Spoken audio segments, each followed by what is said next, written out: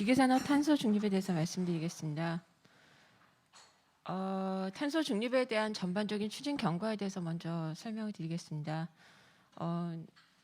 저탄소 친환경이라고 하는 것은 메가 트렌드였고요. 이것이 작년에 코비드19를 계기로 해서 전 지구적으로 지속가능 성장에 대해서 그리고 이것의 가속화에 대해서 그 의지와 그리고 액션들이 더 빨라졌습니다. 이 의사에는 이미 19년에 이에 관련된 탄소 중립 결의안을 발표를 했었고요. 영국도 사실은 EU와 그의 주요 국가들은 2000년대부터 이러한 전략들을 준비를 했고 넷제로라고 하는 컨셉을 19년부터 세계적으로 이것을 공식적으로 제기했습니다.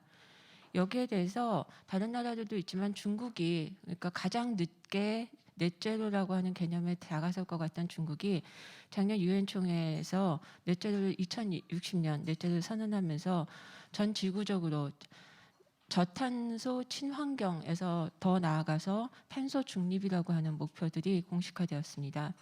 그리고 이것은 탄소 국경 조정 메커니즘이라고 해서 CBAM이라고 보통 얘기를 하는데요. 이것을 통해서 통상과 그리고 산업 부분에 이슈화가 되었습니다. 직접적으로는 탄소 리퀴지, 그러니까 탄소 누출이라고 하는 온실가스 배출에 대해서 국가 간 감축 차이, 의욕의 차이를 보정하는 것을 무역 제한적 조치를 통해서 하고자 했고요. 지금 현재 여러 가지 논의가 있습니다만 국가에 대해서 또는 산업 또는 기업 또는 품목에 대해서 어떻게 수입관세나 또는 탄소세 부과 등의 조치를 통해서 이것을 보정할 것인가 하는 조치들이 있습니다. 여기에 대해서 온실가스 배출권 거래제 ETS와 연계하는 것들이 현재 논의가 되고 있습니다. 유럽은 20년 7월에 탄소국경 조정의 도입계획을 발표했고 올해도 이것에 대한 의지를 표명했습니다. 그리고 23년에 착수하겠다라고 하는 것을 다시 한번 지난 6월에 확인했습니다. 그리고 지난 5월. 그리고 미국의 바이든은 25년까지 탄소 국경세를 도입하겠다라는 것을 얘기를 했고 이 대선 공약은 현재까지도 유효하고 앞으로 본격적으로 얘기가 될 것으로 보이고 있습니다. 탄소국경 조정 메커니즘에 있어서의 관건은 WTO 자유무역 규정과의 합치성 여부입니다. 여기에 대해서는 지금 다양한 논의가 있고요. 이것을 피해갈 수 있는 방법 또는 그 일관성을 가질 수 있는 방법들에 대해서 논의가 되고 있고 EU의 경우에는 국가 간 이해를 조정하는 것들이 이미 착수가 되었고 이것에 있어서 2023년까지 착수가 가능할 것으로 예상을 하고 있습니다. 주요국 전체적으로 넷제로 또는 탄소 중립이라고 하는 추진 전략들은 나타나고 있습니다만 산업 부문에 있어서의 저탄소화 추진 전략에 있어서 가장 관건은 저탄소 에너지 시스템, 에너지 효율성의 향상, 그리고 대체 에너지원과 같은 것들이 주요한 전략이 되고 있습니다. 보시면은 에너지 효율성 향상과 그 다음에 대체 에너지 그리고 순환 경제의 전환 부분들이 강조가 되고 있습니다. 우리나라도 작년에 2030년 국가 온실가스 감축 목표 NDC를 새로 수정하겠다고 발표를 했고요. 그리고 2050년 LEDS 장기 저탄소 발전 전략에서 탄소 중립을 목표로 하겠다라고 발표를 했습니다.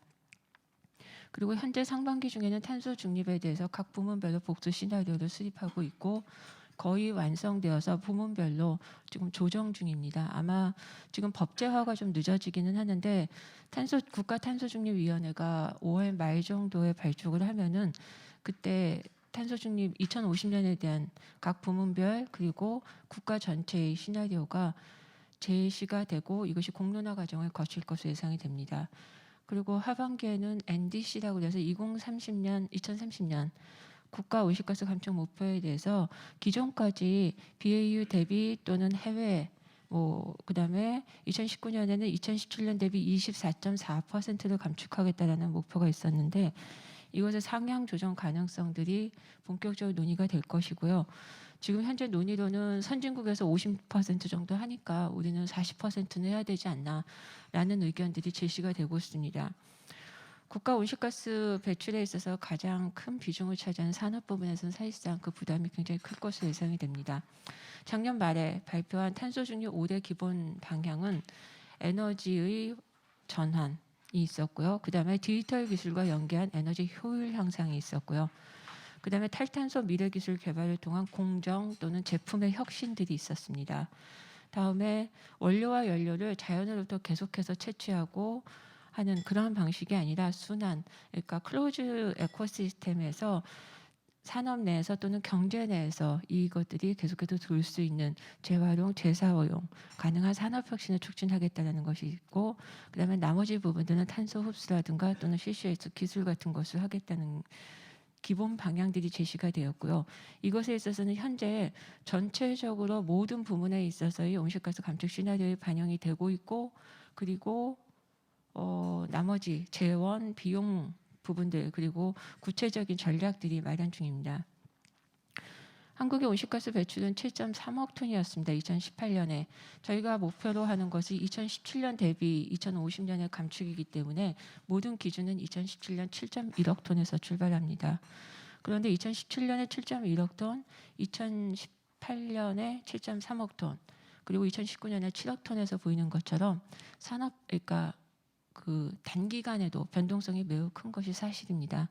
이것이 제조업 부분에 있어서의 그 에너지 사용이라든가 생산 수준에 의해서도 영향을 많이 받고 있습니다.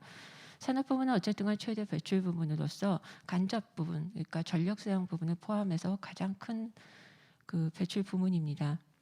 한국의 온실가스 배출량은 세계 7위입니다. 굉장히 놀랍지만 세계 제조업 순위를 고려하시면은 이것은 그리 놀랍지도 않고 당연한 그런 순위입니다. 인당 배출량은 18이고요. 그러나 GDP 규모를 고려했을 때 배출량은 세계 60위권으로 GDP 대비 배출량이라고 하는 그 온실가스 배출 집약도 부분에 있어서는 세계적으로 그리 낮지는 않습니다. 그러니까 아주 낮지는 않고 우수한 편인데 문제는 절대적인 규모가 매우 크다는 것이 문제입니다. 한국의 온실가스 배출 추이는 계속해서 그럼에도 불구하고 여러 가지 노력에도 불구하고 늘어나다가 2015년 파리 협약을 계기로 해서 더 이상 크게 늘어나지는 않고 있습니다. 어쨌든간 온실가스 배출 집약도 부분은 계속해서 떨어지고 있고요. 이것은 온실가스 배출량이 정체되는 반면에 우리의 GDP 부분들은 계속해서 높아졌기 때문에 떨어지고 있고, 그 배출량의 증감률 부분들도 경기 변동에 따라서 변동은 있지만 전반적으로 최근에는 안정적인 그런 수준들을 보이고 있습니다. 기계산업은 온실가스 발생이 어디서 될까라고 하면은 기계산업의 공정 특성에서 비롯됩니다. 전 공정에 있어서 제품 설계와 소재의 물성의 변화를 주는 소재의 가공 공정에서 석유와 도시가스를 주로 사용을 하고 있고요. 그 다음에 조립하고 제품을 완성하는 후공정 부분에서 전기를 주로 사용하고 있습니다. 기계산업의 온실가스 배출은 170만 톤, 전력 사용에 의한 간접 배출을 포함해서 170만 톤 정도 되고요. 여기에 있어서는 전체적으로 제조업 부분에 있어서의 비중은 낮은 편입니다. 그러나 공정 특성상 직접 배출, 연료 연소에 의한 것보다는 간접 배출이 대부분을 차지하고 있고, 앞으로의 과제도 이 에너지의 전력의 사용을 얼마나 최소화할 것인가, 효율화할 것인가라는 부분에 집중되고 있습니다. 따라서 기계산업의 온실가스 감축 전략은 산업 내에 있어서의 감축은 에너지 효율화와 그 다음에 공정의 신기술, 에너지의 전환, 기타, 에너지 관리 시스템의 보급 확대 등을 통해서 즉 에너지의 전환과 그 다음에 에너지 효율화에 집중되어 있는 것이 사실입니다. 이런 부분을 통해서 지금 현재 보시면은 공통기기 효율화를 통한 온실가스 감축이 2 내지 3%로 미미하다고 되어 있는데요. 2050년까지 전 산업 아니고 제조업 부분에 있어서 산업 부분에 있어서의 에너지 효율성은 10%를 감축시키는 것이 목표입니다. 따라서 제조업 부분에 있어서는 조금 더 이 부분에 있어서 과제가 크다고 볼 수 있고요. 기계산업은 아까도 말씀하셨던 것처럼 전 산업에 있어서의 또 하나의 산업의 어머니라고 할 정도로 그 설비, 장비 그리고 새로운 산업에 있어서의 그것들을 신제품군들을 만들어내면서 사회적 감축에 기여할 수 있습니다. 이것의 세 가지 방향을 크게 요약을 하면은 설비와 장비의 스마트화를 통해서 아까 앞에서 말씀해 주신 디지털 전환 부분에 있어서의 핵심 부분들도 그리고 산업 부분에 있어서 이것을 실현하는 것도 기계산업입니다. 그리고 아리백이라든가 뭐 신재생 에너지 뭐 이런 부분들로 나아가는 데 있어서 친환경 설비를 만들어내는 근간도 기계산업이라고 볼 수 있습니다. 그리고 자원 재활용, 순환경제로 전환에 있어서도 우리나라는 취약하지만 자원 재활용 제품을 만들고 그리고 그 제품을 만들기 위한 산업, 장비 산업도 기계 산업이라고 볼 수 있습니다. 따라서 사회적 감축에 대한 기여를 높이는 것이 기계 산업의 온실가스 감축을 위한 국가적인 온실가스 감축을 위한 기계 산업의 또 다른 중요한 역할로 볼 수 있겠습니다. 기계산업은 산업진흥화 그리고 제조 구조 고도화에 대응하면서 마더 인더스트리라는 표현을 쓰시던데요. 그야말로 제조업의 어머니로서의 성장이 지속될 것으로 전망하고 있습니다. 이것은 사실 희망에 가깝습니다.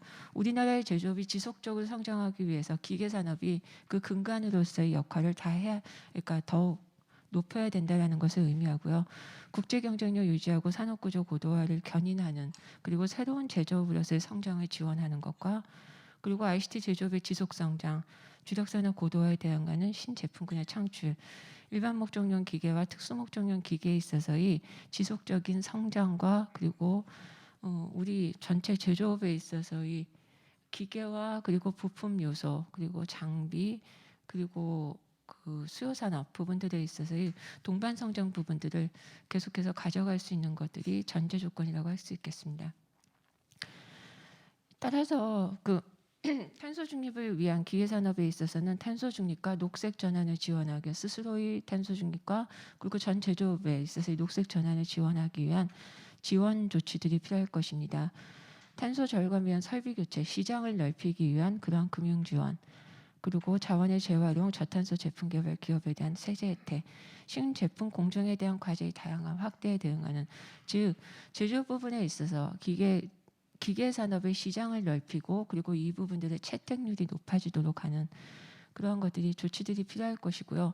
여기에 대해서 현재의 일반 기계 산업에 있어서의 사업 구조, 산업 구조 부분들을 고려하면서 그리고 이 부분들에 있어서의 지원 조치들이 실효성을 갖도록 하는 것이 보다 필요할 것입니다.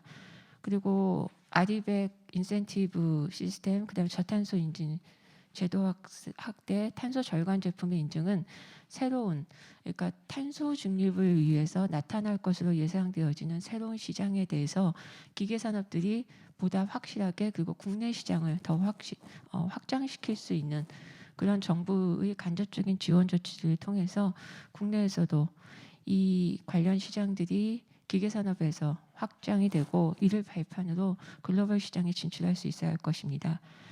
그리고 이거는 기계 산업에 대해서 설문조사 결과를 따온 건데요.